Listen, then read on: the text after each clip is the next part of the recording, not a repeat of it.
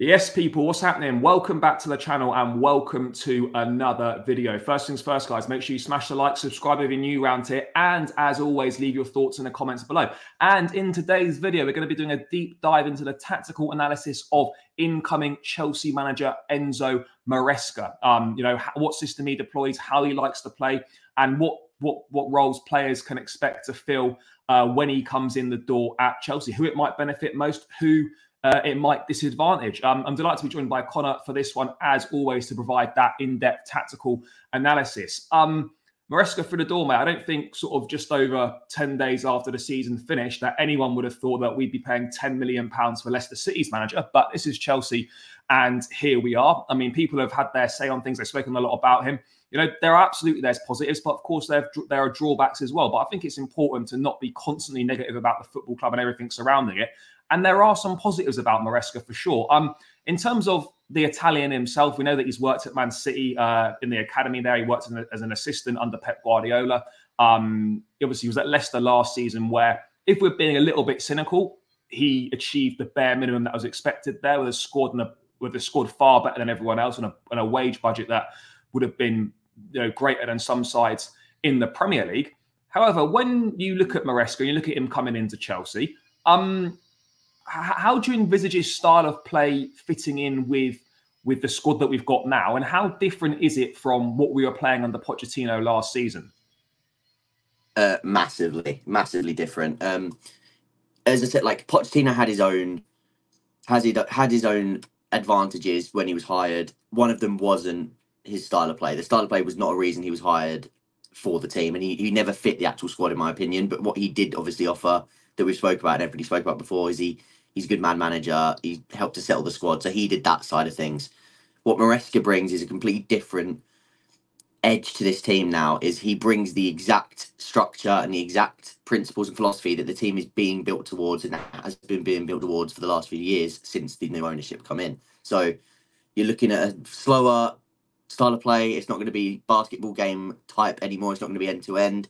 A lot more control. We look to hold the ball now with Maresca. We're going to have a lot more of the ball, slower, more intricate play, dominate the ball, move through the zones as a team and progress in that way rather than going 100 mile an hour. So obviously, to hold more of the ball and control the game is the first key principle in deeper build-up. And Maresca wants you to play in traffic. He wants to, like a lot of these modern school managers, he wants you to basically bait the press, get teams to jump onto you, and then you play through and find your way. But if they don't jump onto you and they don't come for the press, then you're in an advantage position because you've got the ball, so they can't hurt you. So again, he's another one of those managers who believes in the whole ethos of, if we've got the ball, they can't hurt us. That is their defensive principles just as much as it is their attacking principles, essentially. Whereas, like I say, managers like Poch, even Klopp to an extent, they're happy to be without the ball because they want to hurt you in transition. They want to make things happen in almost in chaos, but like controlled chaos. And that can lead to those sort of basketball end-to-end matches. But in terms of the squad, this will suit the squad massively. Like I said, this team has been built towards technicians. You've gone and bought Enzo Fernandez for 100 million. This is exactly the sort of team he needs to be playing in. This is exactly the sort of team that will get the best out of him. So finally, hopefully at least, people will start to see the player that we've got there, because he's too good to not be built around. He's that good of a player and he's that special that if you put him in a system that works, he will take you to another level. So this is massive for him. And then even for a lot of the ball playing, like I say, technicians is the word that I keep going back to, because it's so heavily focused on these sorts of players. Reece James, Gusto, Colwill, Casado even to an extent, and Kunku, Palmer. And then even the wide 1v1 wingers, because they are going to be used in a certain way as well. So Madueke, Mudryk, these players are suited to this football to a T. So I just do think that the squad has finally got a manager that will set them up in the way that best utilises all of their strengths. But as you've also said, the drawbacks come when you start to look at, there will be backlash. It's his first season. Are people going to be patient and allow the style of play to bed in when we actually saw a bit of progression to the end of last season? People are going to hang on to that bit. So I think that if it starts badly, instantly the message will be, why did we sack Poch? Because we had who was doing well at the end of the season. We could have been here if we'd have stuck with Poch. So Maresca's instantly under pressure in that sense. So my massive drawbacks and my worries would come from the mentality side and the backlash side, but not at all from the tactics side. I think tactically it's absolutely spot on. Yeah, look, I think you made some good points there. I mean, I've spoken to a number of Leicester fans. You know, as you say, very possession heavy based style of football. It's very much, I suppose, a positive and a negative a little bit, I guess, in terms of he's got his plan A and he sticks to his plan A. A little bit like Postecoglou in the sense where, you know, whatever's happening in the game, he won't change the way that he plays. So if you can see that, you know, playing his high line, you know, defence on the halfway line like Leicester did last season. I know Leicester had the best defence in the Championship, but they conceded a lot of the same goal. I know they had Yannick Vestergaard and Wout Faes at the back, not the paciest defenders, so they got hit on the counter-attack a lot. Maybe with Chelsea, with the likes of Fofana, Colwell, etc., pacier backline, you know, that might not happen as much, but always conceded the same types of goals at Leicester. There was a worry as well that in the second part of the season, they were 17 points clear at one point, and then they got worked out a little bit. That lack of not having a plan B could potentially be detrimental. And I hear people talk about, you know, oh, you know, he had the best, like if he has better players, you know, they should be able to execute his ideas better. And I get that. But on the flip side as well to that, surely in the Championship, he wasn't coming up against many, if any, teams that had a better personnel than him. In the Premier League with Chelsea, we're going to be coming up against considerably more teams with better personnel. So does having the better players get cancelled out by the fact that actually we're going to be coming up against teams that a lot of them will be better than us, or a large number of them will be better than us? So I don't know if it necessarily translates to just because he's got better players, his idea of play is going to seamlessly transfer from Leicester to Chelsea, and it's all going to be great. Do you share concerns about a lack of a plan B? We see it quite often, you know, people going about, oh, if plan A is so good, there's no need for a plan B. But we've seen it time and time again in games. Sometimes it warrants switching things up. And I get it, you've got your principles and you want to stick to it, but there's also a certain naivety and maybe a stupidity to refusing to adapt when a game does warrant that. And that's something that I think has been labelled at Maresca during his time at Leicester in terms of, well, you can see that we need a plan B, but you're just sticking to plan A, even though it's not working. Yeah, I think what I come back to with this and a lot of the notes that I make when it comes to these sorts of managers, because I'd regard De Zerbi in the same sort of category of like if we're calling them stubborn, but I think there's a difference between being stuck in your way as a principle and being stuck in your way to the point where, like, some people look at like comparison to Sarri, where Sarri, but he even made the same subs. He genuinely stayed within the same structure and the exact same, like, everything stayed the same pretty much with Sarri. The difference with like a Maresca, in my opinion, is he is willing to make slight tactical adjustments within a game based on the opponent's moves and what they do. As I think a lot of people would have seen already, he describes a lot of this stuff as like chess. He likes to see what the opponent do, make moves accordingly, and then work from there to try and get the win. Like he's seeing it as a chessboard essentially. So he will move players around within this structure, but the principles stay exactly the same. He wants to build up from the back. He wants to hold the ball for long periods of time. He doesn't want to go too quick. He wants to, like I say, slow and intricate, because part of that is making sure that you move up the pitch and then the whole team is connected rather than having massive gaps in between. Because when you move faster, that's obviously when you start to see these massive gaps if the ball is turned over. Whereas if you're moving slowly as a team up the pitch, the ball breaks, you're in a much better position to counter press because you're all close together and the actual structure of the team is intact. So that's a massive thing for him. But when it comes to like a plan B, I would say that he's actually shown a bit of tactical flexibility in the sense of sometimes against lower blocks, for example, if things aren't going his way and you've not broken down and teams aren't coming out, he'll chuck his right back, who inverts into midfield, basically as an 8/10 rather than basically a like defensive mid, like in the pivot. So what you then start to see is almost a 2-2-5-1 formation, which again, people, if you hear that on paper, people be like, what? Like, we don't want to see that. But against a low block in possession, again, not out of possession, in possession, this is like tactical tweaks that he'll make if he can see the opponents are dropping off, we need to get more people in the half spaces. We need an extra body in the box. We're going to start putting a few balls into the box from wide. So that adds putting that right back in the 10. He's another box crasher now. He's not too far away. So he does make little changes, but I obviously agree, he's stubborn in the principle of he wants to play this way. He's not going to suddenly switch up and say, right, let's sit in and let's go on the counter attack, because that's not his thing.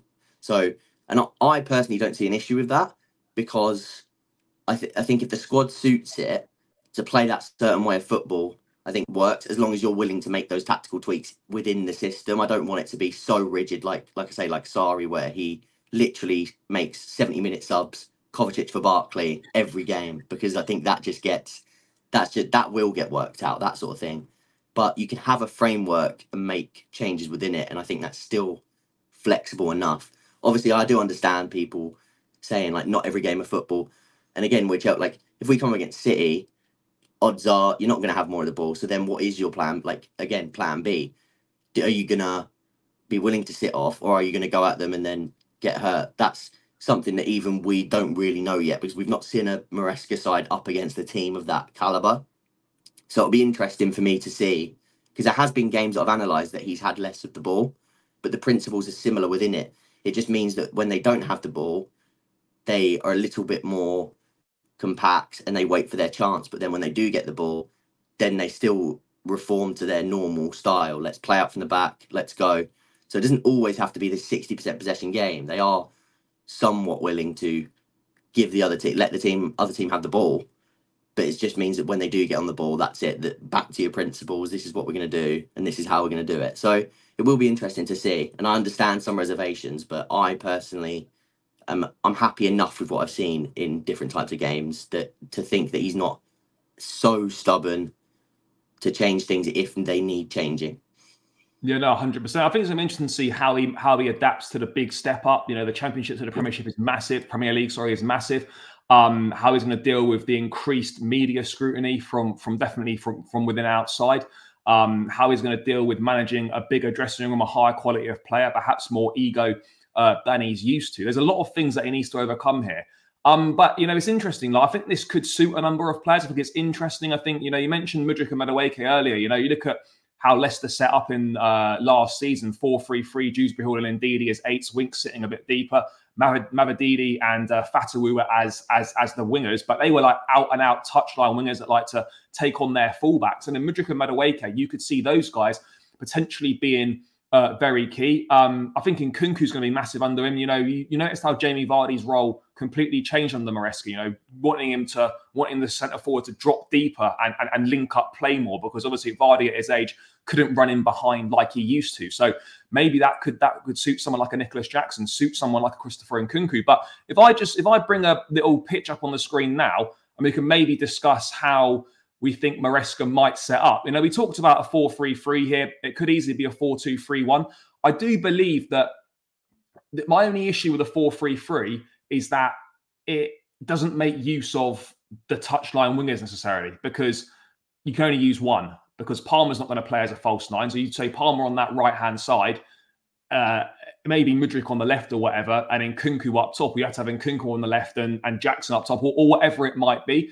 I think you could easily have Caicedo and Enzo as eights with Lavia as a six. You know, I think a lot of people have wanted to see that. But do you see Maresca going more with a 4-3-3 like he did at Leicester, or do you think we could see more of a 4-2-3-1? I think it could easily be a 4-2-3-1 on paper, but I think even the 4-3-3, I think it does work, because out of possession, that's like what it will look like when they fall back. But again, in possession, everything moves about anyway. I think Palmer, from what I've put together, I think Palmer's going to play as that left eight. So basically, you think Palmer will play in that, what would have been that kind of Dewsbury Hall role? Dewsbury Hall, yeah, that's what I've come to. So you reckon that maybe you have Cole Palmer in that left eight, you then have an Enzo Fernandez or a Caicedo in the other eight with a more defensive-minded midfielder behind them, and then you can use your out-and-out wingers in Mudryk and Madueke.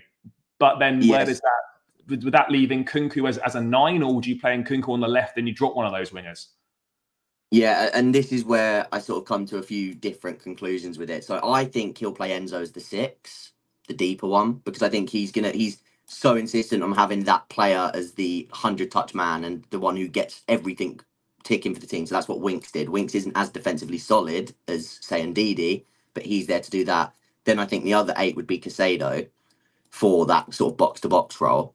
I mean, I suppose anything that gets Enzo Fernandez on the ball more is going to be beneficial. You see his stats and what he can do when he gets the ball a lot. You know, you want to put him in a position on the pitch that gets him on the ball the most. And whilst he's got the capabilities to be that box-to-box, we've seen his range of passing and the way that he can dictate play from deep. That makes a massive difference. And so you think maybe based on his 4-3-3 that he played at Leicester, you would expect that maybe we could see Palmer dropping into that left 8 role. How do you think that would change Palmer's game? Because we saw the output that he got last season. You would expect from a left 8 position, there's probably going to be a bit more defensive responsibilities than he might have been used to. And surely that's going to limit his outcome. Or do you think he can still have a similar impact on the game if he were to be deployed there? Because Maresca knows Palmer well. They worked together at the 21s. They won the PL2 at City. I think he scored 13 goals in 16 appearances in that season. Do you think Maresca would switch Palmer to a left 8? Because that surely, in theory, is going to limit his impact on the team in terms of the amount of output he can get. Yeah, and again, this is something that I think could change. Like, there's nothing to say Palmer won't play off the right. It's just that I think that you're kind of hindering his capabilities if you're telling him to stretch the pitch and just stay as a right winger, because the wingers are essentially told to stay high and wide. That even the striker comes in more than them, so they're told to literally pin the opposition fullbacks in, and then when they do get the ball, obviously then they do have that 1v1 capability, which Palmer can do, and then if he's cutting in on his left foot, that's where you get the output from him. So I agree, it's definitely a possibility, but I think if you put him in that left 8 or even the right 8, it could be said it could be Casado and Palmer the other way around. Like, there's different ways of looking at it, but in that role, especially in possession, they're obviously at the top of the box midfield as a 10. So that is essentially what he's been doing all season anyway, when he's the 10, or even when he's coming in off the right and he becomes that secondary 10 coming in from the right-hand side into. So he's still occupying those similar central zones that he was in. And he can still get on the ball. Sorry, mate. So in theory, it could almost become that 4-2-3-1 anyway in possession. He can push forward a little bit more, and Enzo can go in alongside Caicedo, and it almost creates that 4-2-3-1 anyway. Yes, and that's the thing. Obviously, what you then see is the right back invert. So in possession, you sort of see it would be the right back alongside Enzo, and then Casado alongside Palmer, essentially. So Casado's a little bit further forward, but what you'd have with Casado is he's so box to box and he's so like dual impact. So it's a bit like Kante under Sarri, for example. So in possession, you could see something looking like that. Yes, obviously Enzo would be on the left if it was Reece. If player 5 was to be Reece. But yeah, essentially some. And then Palmer has a little bit more free reign on the ball. I think the other thing to point out with Palmer though is, so he's been such a good goal scorer for us this year. Obviously, he's been absolutely unreal. I wouldn't be surprised if his goals regress, but his assists massively take a massive jump, because he is that sort of player anyway. He's had to almost take the onus this year because nobody else was. But if you get in, and if another striker comes in the door and Kunku stays fit, and things start to tick and the goals start to spread, Palmer can then become that sort of free roamy, like getting in and around, making things happen. And even in patterns where he doesn't even get the assist, but he's important in how it gets from point A to point B. So I think the expectation for Palmer has to be sort of leveled this season, because his goal output goes down, that doesn't necessarily mean he's having a worse season, because impact wise he could even have a better season. Yeah, no, I absolutely agree. And in terms of you talk about, Maresca obviously inverted the right back at Leicester last season. That was Ricardo Pereira going into midfield, but in possession. We saw Marc Correa have a big resurgence towards the end of the season when he was being inverted. When you look at Correa, and if he stays at the football club, which in my opinion he should, do you see him being as someone that could thrive under Maresca? Yeah, I think he's going to really like Cucurella, and I think you pointed out there as well with the inverting, with the point that he can invert as well.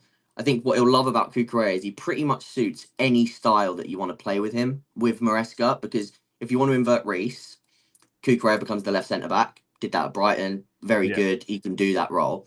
He's aggressive, which in terms of like I don't know how, if the Leicester fans sort of touched on this with you as well, but Maresca's defenders, when they do end up pressing, when the trigger is set, they press man for man really aggressively, to the point where if it has to be, Vestergaard would sometimes end up pressing into the number 6 role, because they are literally going man for man. They are making the ball go backwards, and then other people have to cover. So in that sense, Cucurella is so aggressive. I think he'll love that side of him, that once the press is gone, Cucurella is literally like all in on his man, and he is literally having a 1v1 duel at that point. Do you see Cucurella being more useful to Maresca than, say, a Ben Chilwell? Because we know that Chile obviously has struggled with his injuries. You know, he's not the same player as he hasn't reached that form again since. Do you think that I won't say he's in trouble, but do you think Chilwell might find himself on the periphery of Maresca's plans? Maybe not the sort of a profile of player that suits a Maresca style of football. Yeah, absolutely. And I had a word on a stream last night with a load of Chelsea fans as well, and I was thinking, I had to like preface this first, because I think a lot of Chelsea fans give him quite a bit of stick, and I can't bring myself to do that, because I have such a like strong place in my heart for him because of that Champions League. So like I still have that spot for Chilwell, but in this system, it's Cucurella all day. It's like night and day which one fits and which one doesn't. Like Chilwell, like you say, he could definitely find himself being on the edge of this squad, getting minimal minutes, being seen as like he's there because he's a bit of a leader. Nowadays, that's probably what, like, as silly as that is to say, because you wouldn't have considered him a leader back in the day, but he is one of the more senior players and one of the ones who's been around, so he is considered the leader now, and he's the vice captain. So I think he could be seen as one of those players where he's on the bench a lot, but he's sort of there for that purpose. So, but yeah, he doesn't fit really, because can't really play that left centre back, can't really invert to that high level. If he was going to be used, it would be as like a touchline. He'd have to be the one hugging the width on the left. So you'd even see a situation where he starts on the left. So if Chilwell played, you'd have to invert the right back basically, and he would just provide natural width from that traditional left back role. In terms of like the centre back pairing, obviously the goalkeeper, I wouldn't be surprised if Maresca insisted on a new goalkeeper coming in. We see how important the goalkeeper is in the Maresca style of play, you know, almost acting as another centre back. I think it could be Curtis and Robert Sanchez. Petrovic, I think, is a good shot stopper, but I'm not sure if he's a good enough ball playing goalkeeper for Maresca's liking. But let's just presume that Petrovic will start the season anyway. In terms of a centre back pairing, you know, Maresca likes a high line. That's going to work better for the likes of your Colwells, your Fofanas, and your Badia Shields. I don't think that's quite as good news for a Disassi, for example. Do you expect, like, when everyone's fit, would you say that probably Colwell and Fofana would be the best pairing for Maresca for a type of football he plays? Absolutely, yeah. 100%. Fofana offers those legs. He's the athlete that you need. Like, Maresca's even said that a lot of the time they got caught out, and Leicester fans will say this, is because, like you said earlier as well, the pace that they have in the recovery positions. When you're playing this type of football, you're always going to be susceptible to the counter-attack. City see it all the time. That's why City have Gvardiol and Walker. They're recovery, pace, centre, like defenders, at least. Fofana offers exactly that. And he covers, if Reece inverts, he can cover that zone because he's just so athletically gifted. Obviously, we have to see which version of Fofana we get back. That's a massive thing. But if Fofana comes back to any level of what we've seen, that's his spot. Like 1,000,000%. And then Colwell, again, I think that's 100% his spot to lose. Ball playing wise, in terms of what Maresca will want from his defenders to actually, like, again, a lot of touches, draw the possession in. He's already done this sort of football under De Zerbi, whereas Badia Shield maybe not so much. Again, Badia Shield, I think he'll like him as well. But I think, like you say, Colwell and Fofana, they are the standout two if both are fit and at the level that we expect. And in terms of the attack, to kind of round things out, mate, you know, obviously this looks good in terms of a back line and a midfield, potentially with Palmer taking that Dewsbury Hall role. This is where you come into a few issues because we don't know what striker we're going to sign. You know, Jackson could feasibly operate off that left-hand side for Maresca. That there's every chance that, you know, you could see him deployed in that role. I'm not saying he would be converted to that role permanently, but you could see him deployed there. The only issue is when you play this system, if he does play this system, is that it leaves Nkunku not playing his best position, which is that kind of 10 role. So if he does set up like this and we go with a 4-3-3 like this, Do you see Nkunku playing on that left-hand side with maybe Madueke on the right and Jackson up top? How would you see a Maresca front three? Forget who they're going to sign, we don't know, but how would you see a Maresca front three working like this system with the current players we've got? Yeah, the way I've done it is Nkunku off the left, Jackson up front, Madueke on the right. Nkunku, I agree. I think he's the one player in this squad for me that you don't quite get the best out of him unless he's playing. The other thing I could see is him playing as that left 8 and Palmer playing on the right, like I said earlier. So he could put Palmer out on the right and Nkunku becomes that 8 because then he is a 10 in possession. So again, you're getting those central zones out of him. But I think the thing I've come to the conclusion with Nkunku is I think he's the most tactically flexible player, maybe other than Reece James, in our squad, in the sense that you can pretty much play him anywhere across that front five and he'll give you something because he's got such a complete skill set that he can just do those. Like if you tell him to hug the width, come inside on his right foot, that's a weapon he has. He can beat his man 1v1. He is quicker than a lot of people give him credit for. If the ball's on Madueke's side, he can attack the back post to a very high level. He's good at these sort of things. So, and again, he's so technically secure that if he's your outlet, like I said, the wingers stay high and wide. The striker sometimes drops in, so they'll be the most advanced. You know that if you're going to put the ball up to Nkunku, there's a good chance he's going to bring it down and control, like in control, because he's so good on the ball and he can get his body between the ball and player, and he's a good outlet to have. So again, Nkunku's hard because I think anybody could make a case for him anywhere across that front five. If you told me he was going to play up front, I wouldn't say no, he can't do that. If you told me he was going to play as one of the 8s, again, I'd tell you, yeah, probably a viable because I think you get a lot out of him in them as well. But I would have him off the left just because I think he's more mouldable than others. I think I'd rather get the most out of Palmer in that 8 role. And I also think he's going to love Madueke. I made this point yesterday. I think Madueke is such a Maresca player, especially if he continues to hold on to that defensive sort of work rate that Poch drilled in towards the end. I think that's massively important now because Maresca looks for, especially so if Reece is inverting from the right, Madueke then has a little bit more defensive responsibility than say Nkunku does on the left because there's more to cover on that right hand side. Madueke's got to be slightly deeper at times if Reece is inside so that he can track into that right channel if needed. And then at times you'll also see him forming a 5-4-1 out of possession because that right wing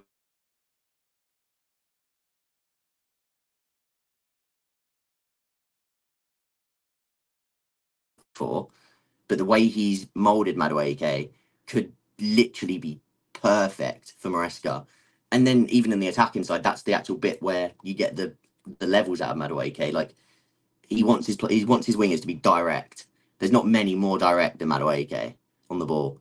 If you give him those opportunities, it could be very dangerous. Just briefly on wingers, we touched on Madueke there.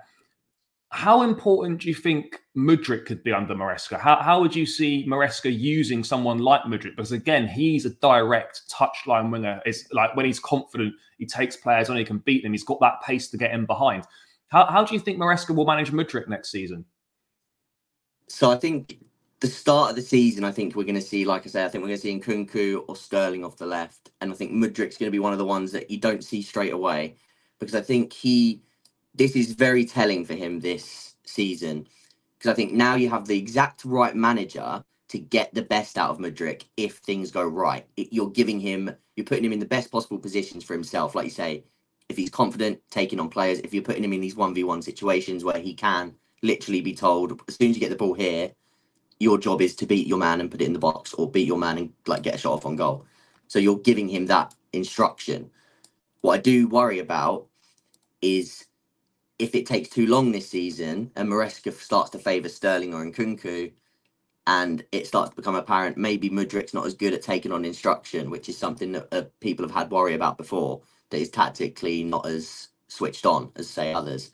So this, for me, is quite a telling season for Mudryk because I think if halfway through Maresca is happy with what he's been taught and Maresca is happy that he's drilled it into Mudryk to do the role as he wants him, then I think Mudryk becomes the left wing starter, no questions asked, because I think he fits perfectly.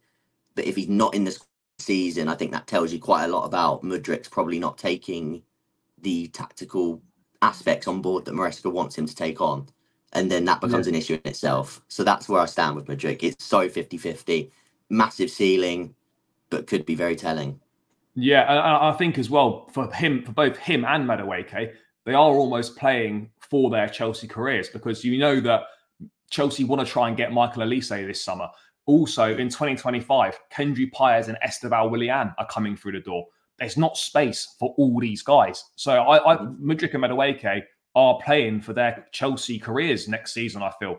And if one or both of them doesn't hit the heights, then the club won't be afraid to look to move either one of them on. So it really is coming to a crunch point for the pair of them. Just lastly, to round out, mate, in a couple of sentences, I know it's a tough question. I mean, we're not going to know the answer, but how do you see Maresca doing at Chelsea? Just briefly.